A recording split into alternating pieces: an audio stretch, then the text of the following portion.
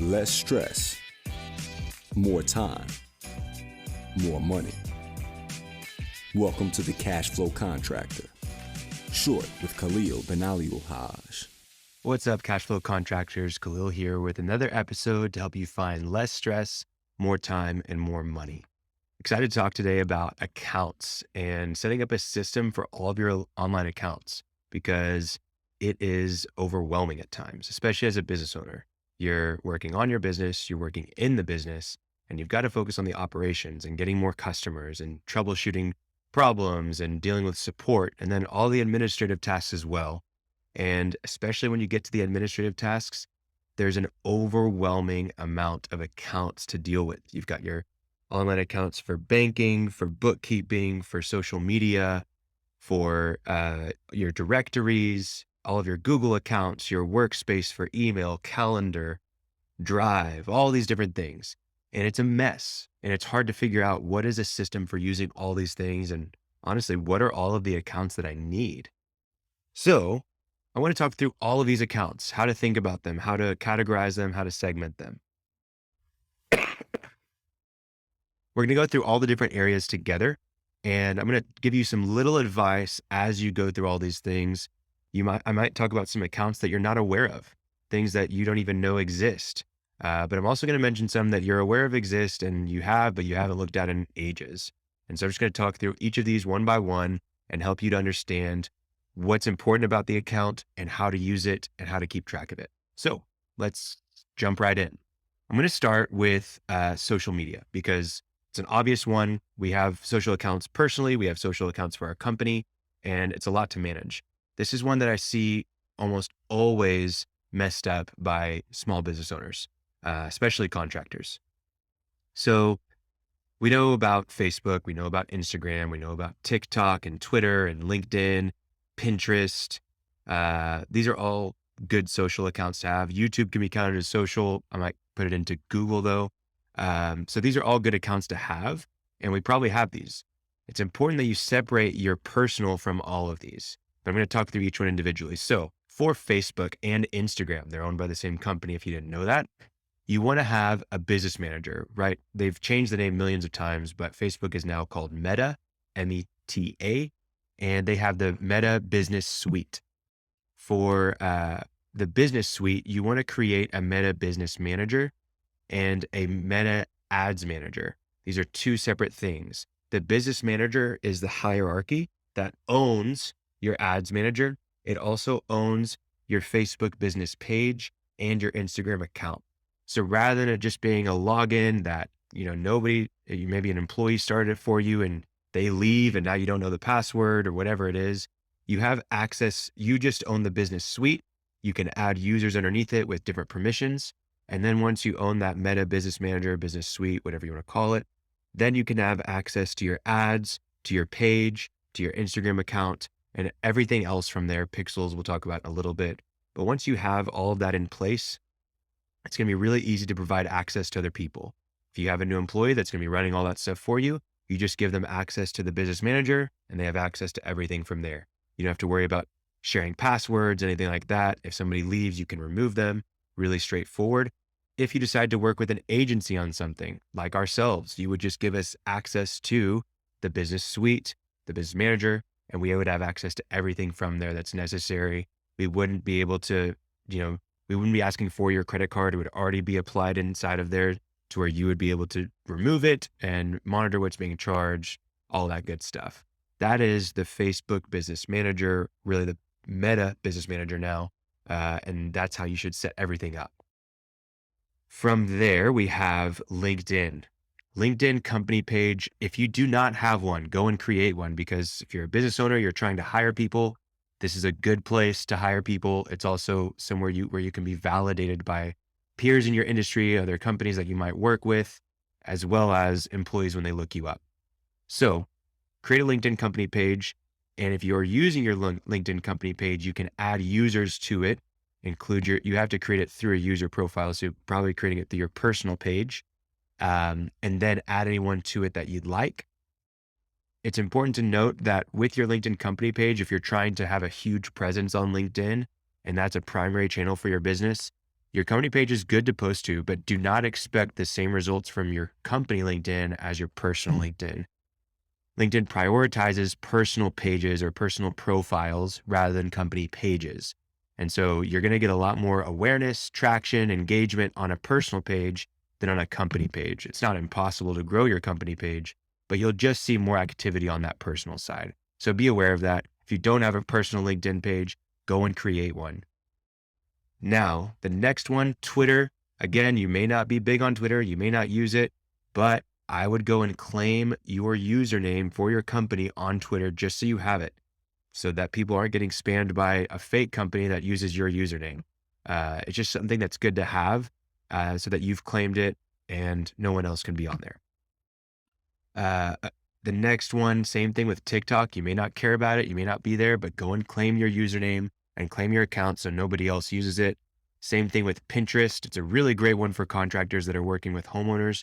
But if you're not going to be using it, just go and claim it so that nobody else will.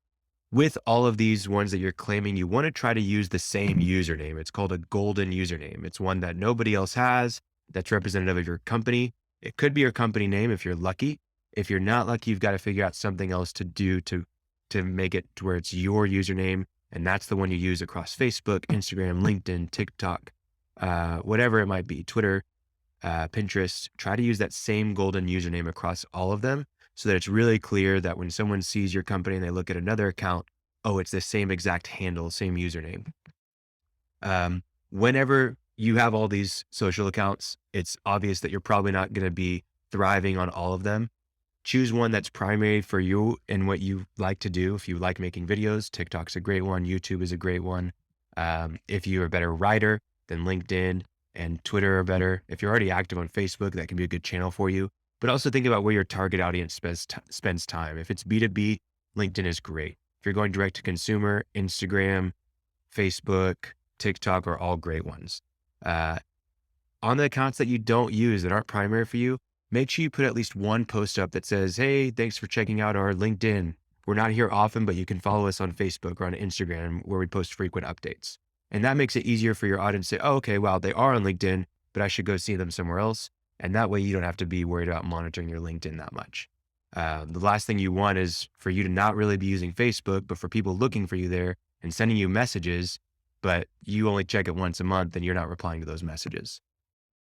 That is social. That's a very difficult one for contractors because they usually run things to their personal space. The worst error that I see is they have only personal access to their Facebook page. That's very common. And they have a personal ad account. So they're running their ads through their personal profile.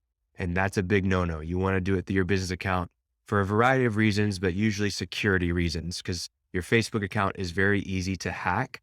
The business is a lot more difficult. So if you get hacked on the personal side and you have a personal ad account, they can just scrape all your information and run ads for themselves through your personal ad account that doesn't even matter to your page. So just be aware of that. I want to move on. Another big one is Google.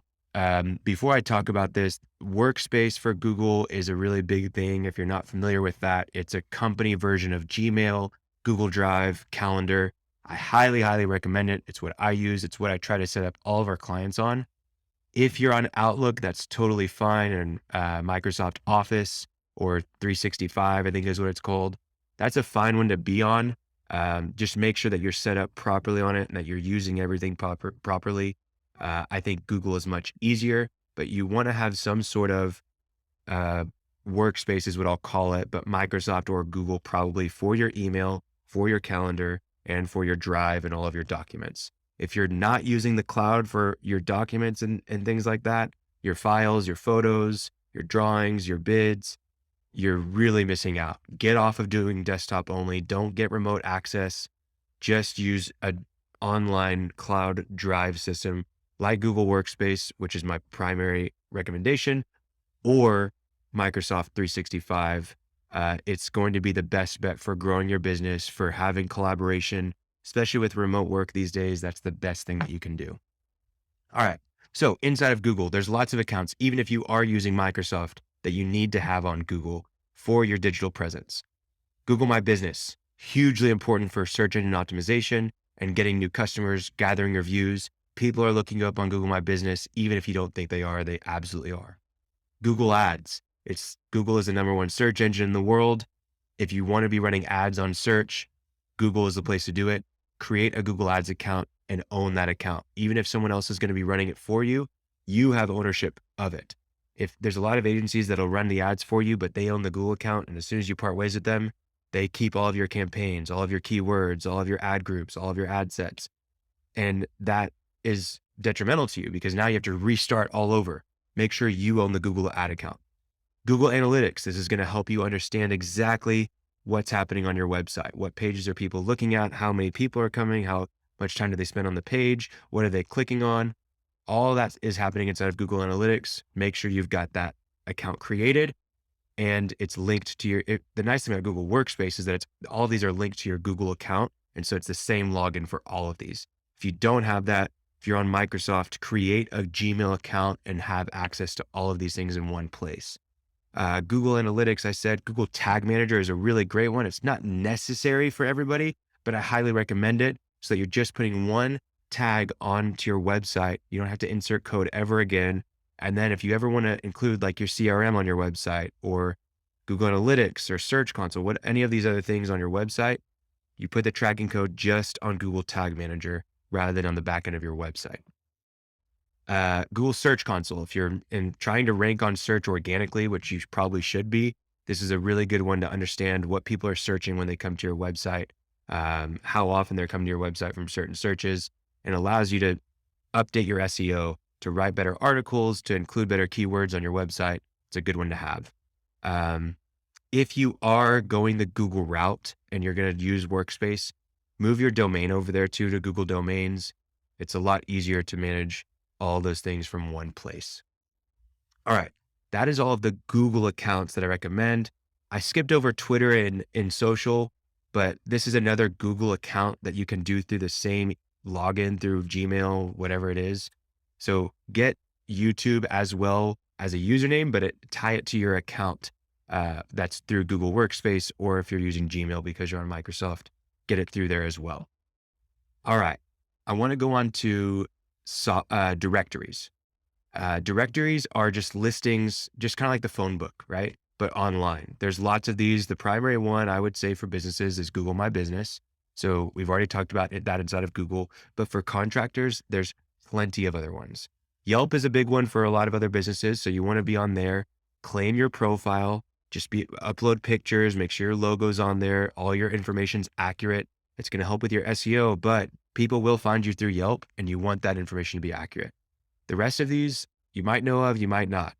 Home Advisor, even if you're not going to pay for their services, make sure your profile is accurate and up to date.